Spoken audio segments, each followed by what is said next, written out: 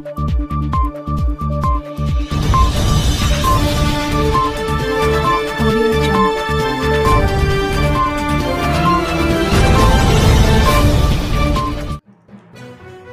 लोग अभी देख रहे हैं मोहतरी टुडे द्वारा संचालित कार्यक्रम सीधा प्रश्न सीधा उत्तर। सीधा प्रश्न सीधा उत्तर लेकर हम उपस्थित हैं धर्मेंद्र कुमार यादव।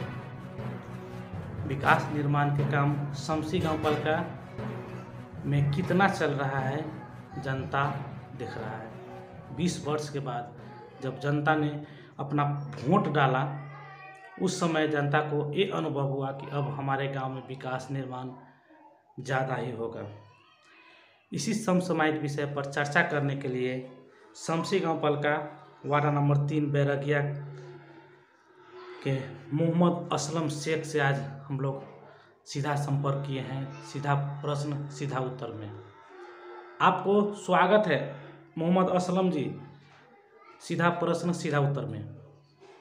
जी अस्सलाम वालेकुम सब भाई को। सबसे पहले तो आज शुभरात है हमारा, सबको मन से शुभरात की मुबारकबाद देना चाहता हूँ। और मुबारक महीना रमज़ान आने वाला है, यहाँ से रमज़ान का महीना स्टार्ट होता है, तो सब भाई को रमज़ान का भी बहुत बहुत मुबारकबाद देना चाहता हूँ। ये ऐसा मुबारक महीना है जिसमें नमाज और रोज़ा और ज़कात, ये 3 बहुत इम्पोर्टेंट चीज़ है। जो रमज़ान में रोज़ा, सब साथी को मैं यही कहूँगा कि पूरा साल आप लोग कमाते हैं खाते हैं, ऐसा एक त्यौहार आने वाला, ऐसा एक मतलब महीना आने वाला रमज़ान का, जिसमें रोज़ा, पूरा रोज़ा रखिए आप लोग। रमज़ान में पूरा नमाज पढ़िए और पूरी तरावी पढ़िए। और एक इम्पोर्टेंट चीज़ है ज़कात का, जो मौलाना अब्दुल मनान साहब जो अभी मेहनत कर रहे हैं, जो कल शमसी में भी एक प्रोग्राम था ज़कात को लेके, वो ज़कात भी अपने लोग मन से दीजिए जिससे गरीबों का काम हो। लॉकडाउन में ऐसे भी जो मदरसा मस्जिद के जो अवस्था है, अभी हालात है, वो काफ़ी खस्ता है, तो हम लोग मन से ज़कात निकालें।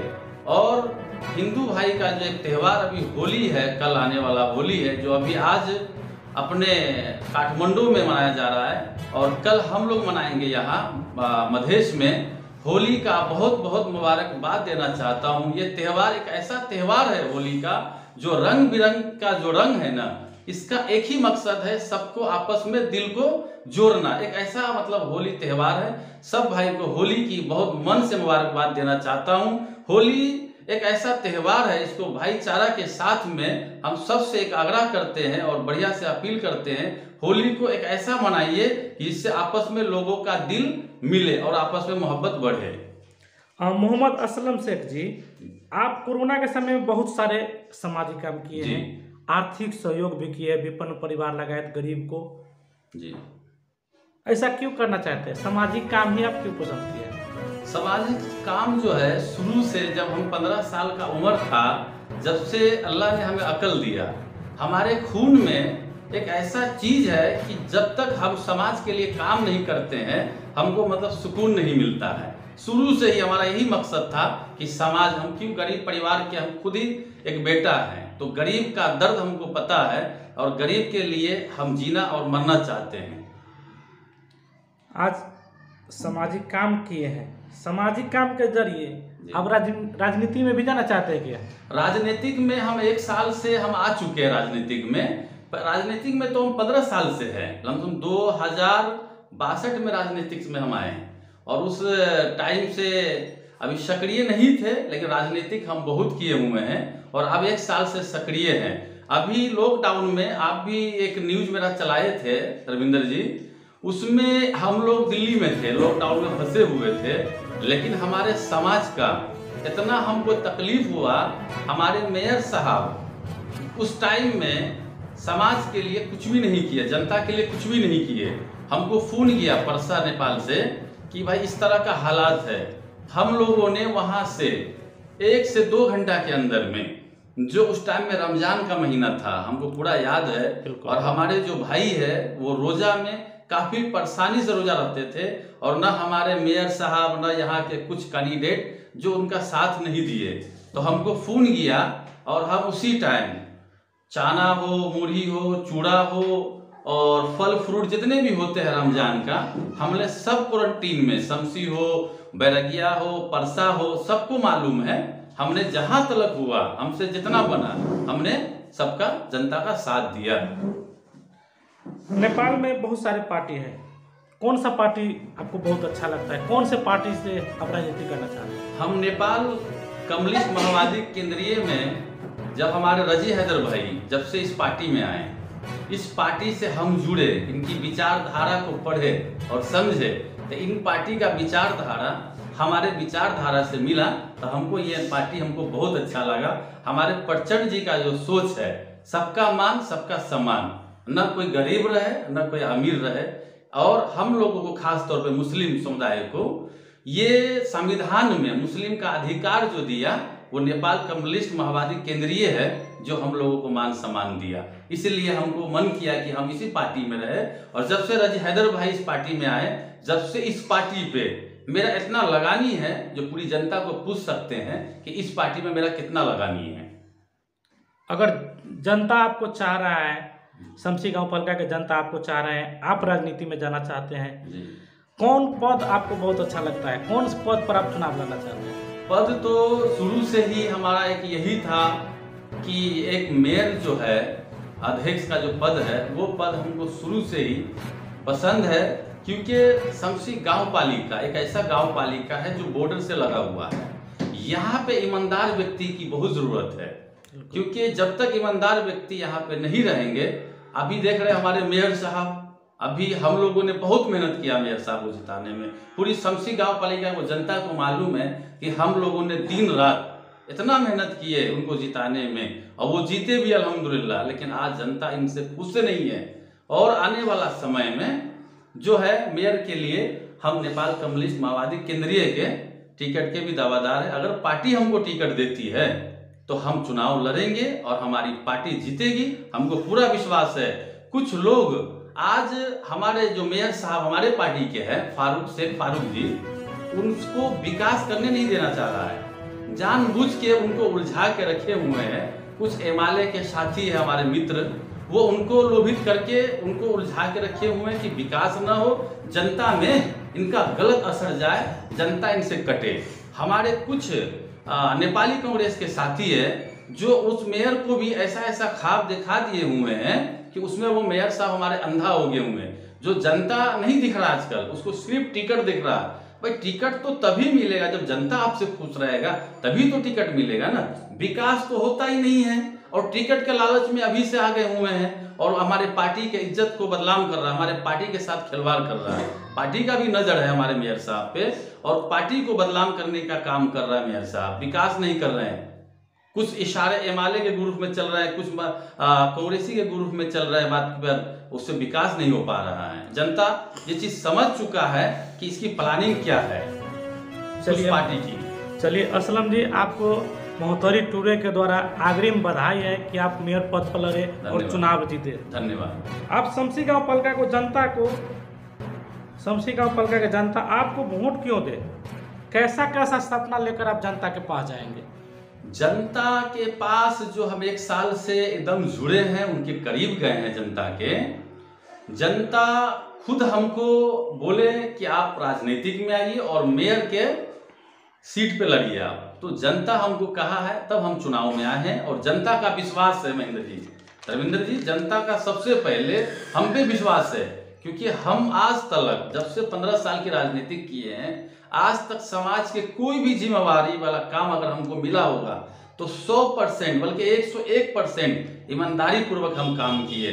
हमारे अंदर में वो दलालीपन नहीं है, हमारे अंदर वो झिटा झोटी वाला नहीं है। हम शुरू से ही अमानतदारी है, अमानत वाले आदमी है कि हम लोग अमानत के साथ में कोई भी जिम्मेवारी वाला काम मिला है, समाज हमको दिया है, तो उस काम को ईमानदारी से उसको पूरा करके हम दिए। अब पूरा विश्वास है हमको, जनता हमें इतना प्यार दे रहा है जितना हमको उम्मीद भी नहीं था। जनता इतना हमको पसंद कर रहा है। असलम जी, आप तो युवा हैं और बहुत अच्छा विचार है आपका कि वास्तव में विकास हो, लेकिन अभी जो 3-4 साल पहले जो चुनाव हुआ था, तब से लेकर आज तक जो शमसी गांव पलका का विकास का काम है वो कहाँ तक पहुँचा है। आपका कैसा अनुभव है कि विकास हुआ है कि नहीं हुआ? ये बहुत अच्छा सवाल किए हैं, जो मिजाज में मेरे चल रहा था आपने वो सवाल किए हैं। 2 साल बहुत बढ़िया हमारा कैबिनेट चला और बहुत अच्छा काम हुआ 2 साल में। 2 साल के बाद जो मामला गड़बड़ होना शुरू हो गया। 2 साल के भीतर में जो काम हुआ सब जनता खुश रहा। अभी जो 1.5 साल से जो हालात है जिससे जनता बहुत दुखी है, और हम जहाँ तक हमसे होना था हमने इतना मेयर साहब से और उप मेयर साहब से और वार्ड अध्यक्ष से हमने 12 मीटिंग की है कि जनता में जो गुस्सा है विकास को लेके, ये जनता का गुस्सा खत्म कैसे हो। जनता एक विश्वास पे वोट दिया था कि विकास होगा। और मेयर साहब को भी हम बहुत बात कहे, मेयर साहब से बहुत बात हुई हमारी कि मेयर साहब आपको इतना भी एहसास नहीं होगा कि आप जो चुनाव जीते, कितने भाई ने रोजा रखा और आपके लिए नमाज माना और आपके लिए फतिया भी माना, सब चीज का आपको दुआ के साथ आप जीते, लेकिन सबके उम्मीदों पे आप पानी फेर दिए। हमने मेयर साहब को ये भी बात कहा और 12 मीटिंग किए हम कि किसी तरह आपस में ये लोगों का आपस में मिलन हो और किसी तरह करके जो झगड़ा चल रहा है ये झगड़ा खत्म हो, और ये झगड़ा खत्म होने के बाद विकास के तरफ ये लोग जाए, किसी तरह विकास हो और जनता में जो गुस्सा है वो गुस्सा खत्म हो। 12 को हम लोगों ने मीटिंग किया था और 12 को बैठकर किए थे जनता के साथ में, और पूरे मेयर साहब थे, उप मेयर थे और पूरा वार्ड अध्यक्ष थे, हमारे सब पार्टी के वार्ड अध्यक्ष थे, सबके साथ हम लोगों ने मीटिंग किया कि जनता बहुत गुस्सा में है। जनता के सब्र का इम्तिहान मत लीजिए। आप लोगों को जनता जिताया है, तुम अपना कीमती वोट दिया है ना, उसका विकास होना चाहिए। तो बात बहुत अच्छा हुआ, अब बहुत अच्छे तरीका से अभी गांव परिषद भी हुआ और विकास अब होने वाला है।